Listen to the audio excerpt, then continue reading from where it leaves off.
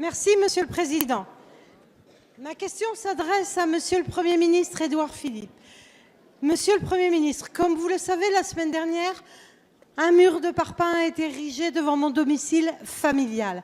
Plus ridicule que grave. Puis un individu, pour l'heure sous contrôle judiciaire, m'a menacé de plasticage. Comme en Corse, écrivait-il.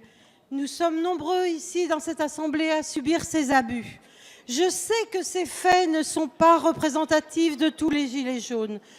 Je suis pour ma part une femme de dialogue, une élue de proximité depuis toujours, comme beaucoup de mes collègues ici au MoDem. Mais le dialogue est condamné par ces agissements. La violence commence où la parole s'arrête, a écrit Marek Alter.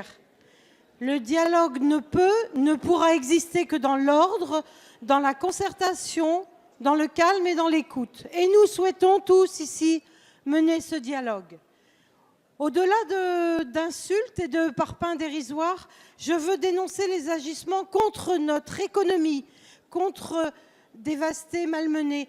Les commerces sont dévastés, une part perdue de notre PIB qui aurait profité, lui, au pays tout entier. Le travail des hommes et des femmes saccagé, menant au dépôt de bilan et au licenciement et aux pertes de revenus. Plus que nous, leur porte-parole légitime, je veux mettre en lumière tous ces travailleurs qui ont été gravement pénalisés. Le gouvernement a affirmé la semaine dernière que face à l'ultra-violence, la réponse serait désormais l'ultra-fermeté. Je soutiens cette nécessité de fermeté pour que nous puissions travailler ensemble à un avenir meilleur pour tous au travers de ce grand débat inédit et ambitieux lancé par Monsieur le Président Macron. En démocratie, pour moi, il n'y a pas de contradiction entre légitimité et légalité. Monsieur le Premier ministre, pouvez-vous nous dire comment vous ferez cesser définitivement ces débordements et conjuguer fermeté, dialogue avec... Merci, chers collègues. La parole est à Monsieur le Premier ministre.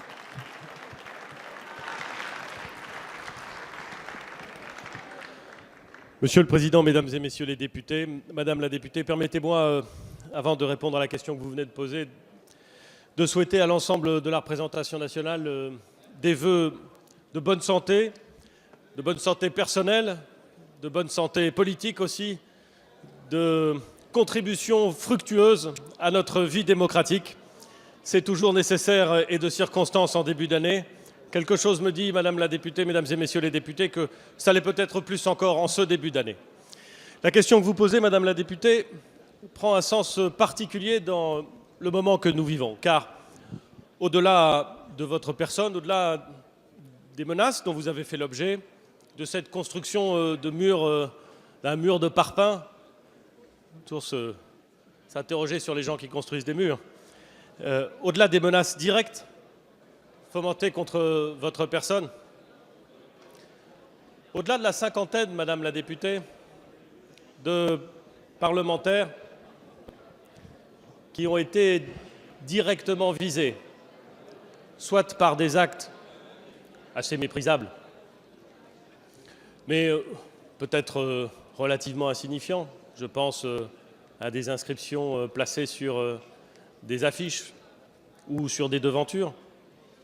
Mais au-delà des menaces physiques, des balles, des munitions de fusil reçues à leur domicile, des lettres anonymes scandaleuses dans leur contenu, scandaleuses dans leurs principes, des mises en cause parfois physiques, toujours menaçantes d'élus, se dessine quelque chose de grave pour notre démocratie.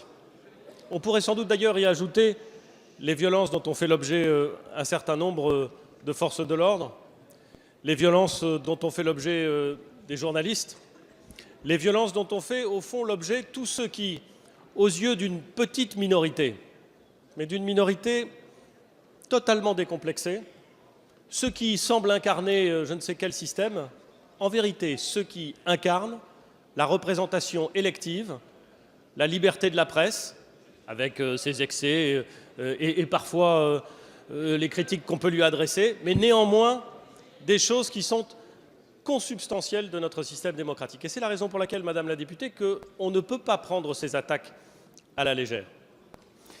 Nous avons donc transmis des consignes pour que systématiquement les auteurs de ces actes puissent être recherchés. Certains ont été identifiés, ils seront traduits devant la justice, et il appartiendra aux magistrats de statuer sur leur sort. Je ne veux pas donner le sentiment de m'immiscer dans la procédure, mais j'espère, à titre personnel, j'espère que les sanctions qui pourraient, le cas échéant, être prononcées traduiront l'attention que nous devons tous avoir au respect de nos institutions et de ceux qui ont la responsabilité de les porter pendant le moment de leur élection. C'est donc un message de fermeté que vous m'offrez l'occasion de redire. Mais permettez-moi aussi de reprendre des termes que j'avais déjà utilisés à l'occasion d'une question posée en décembre. C'est à l'ensemble de nos compatriotes, à l'ensemble de nos concitoyens, de dire que ces comportements sont inqualifiables et sont inacceptables.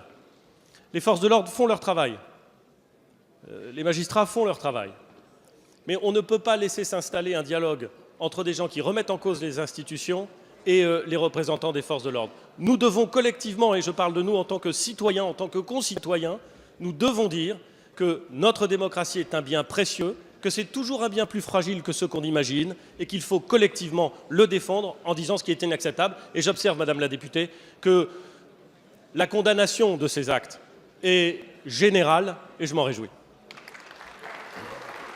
Merci, Monsieur le Premier ministre.